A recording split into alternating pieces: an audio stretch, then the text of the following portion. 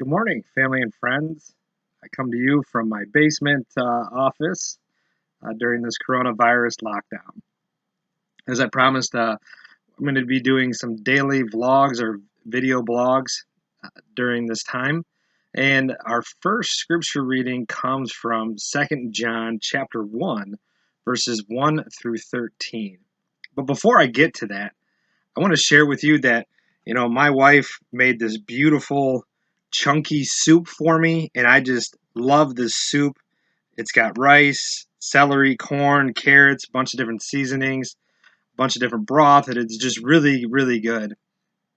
It came in at a perfect time this week, or last week, if you will. I was sick for the last 3 days and 4 days and had a really bad cold, and so she made this soup, and every time I ate it, I felt just that much better. And it was just warming in my chest and in my heart. And I appreciated the fact that she made the soup for me, so that way I could feel better. But then I got to thinking about how great it was of what's all in the soup for me. It's got the assortment of vegetables, which is healthy and good for me, and then it's got the protein and the chicken. When we come to our scripture reading from 2nd John chapter 1, verses 1 through 13, this is what it says for us. The elder to the elect lady and her children, whom I love in the truth, and not only I, but also all who know the truth, because of the truth that abides in us and will be with us forever. Grace, mercy, and peace will be with us from God the Father and from Jesus Christ, the Father's Son, in truth and in love. I was overjoyed to find some of your children walking in truth, just as we have been commanded by the Father. But now, dear lady, I ask you not as I were writing you a new commandment, but one we have had from the beginning.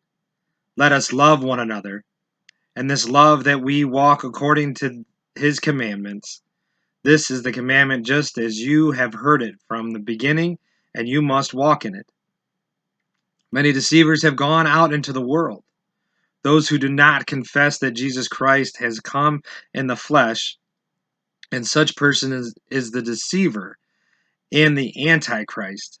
Be on your guard so that you do not lose what we have worked for, but many receive a full reward.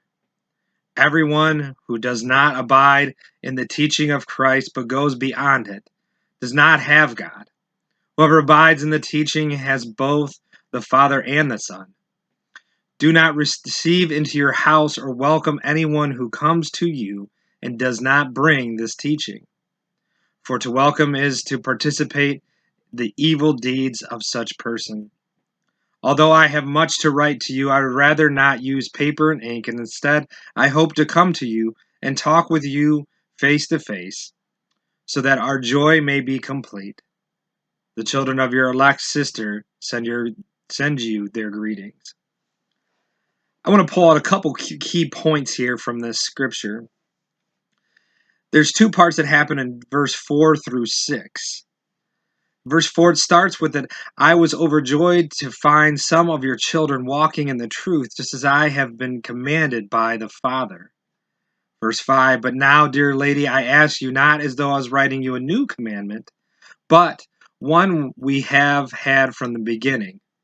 Let us love one another. And then this love that we walk according to his commandments, this is the commandment just as you have heard it from the beginning. You must walk in it. The beautiful thing about this part is that it teaches us about how the children knew and understood the gospel that was given to them. And they understood that the commandment wasn't new to love thy neighbor, and it wasn't anything outside of the box, but it was just something that we were called to do and that we must walk in it. And this time of being locked into our houses or not being able to go to work, I strongly encourage people to spend time having friends and family over. Maybe it's over a nice warm cup of soup. Maybe it's over just a cup of coffee. But we need to have time to be in community with each other. And then we need to be able to do that. And the very end in verse 12, it says that although I have much to write to you, I rather not use paper and ink. Instead, I would rather come and talk to you face to face. I challenge you that while we're stuck in these places, that we turn on our phones and we turn on the settings on our phones or our tablets or our computers or whatever it is, and turn on the amount of time that we have screens in front of ourselves to gauge ourselves and make sure that, like the second paragraph, verse 7 and through 11, is talking about the evil that we welcome into our life. I'm not saying that screen time is evil because right now you're doing screen time and that would be counterproductive. What I'm saying is that we need to be monitoring those types of things. Are the conversations we're having via Facebook with friends via text message, are they life-giving to us? Are they helping us grow in our life? Because we have done a lot of great work. We're going to continue to do a lot of great work. Our government is trying to do the best that they can for us right now. But it's our job to not shut ourselves off from society, to invite people over to maybe play cards, to enjoy each other. But we have to make sure that we're putting the right things into our body, into our mind, and into our soul. So I challenge you as we move forward this new unprecedented time to take advantage of the fact that we have what we didn't have before, and that's an abundance of time that we didn't have.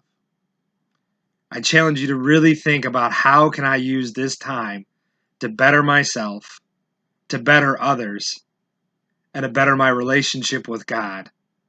So that when this is all said and done and over, I don't have to pick up where I left off before we got shut in, but I'm ahead of the curve and I can go out and love my neighbors that I haven't seen, to love my coworkers that I haven't seen, and be in better relationship with them.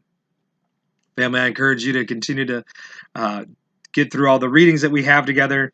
Today, the prayer was supposed to be for our administrative council. And so I can encourage you to pray for whoever your administrative council is today, whether that's in your workplace or in your at your church. God bless.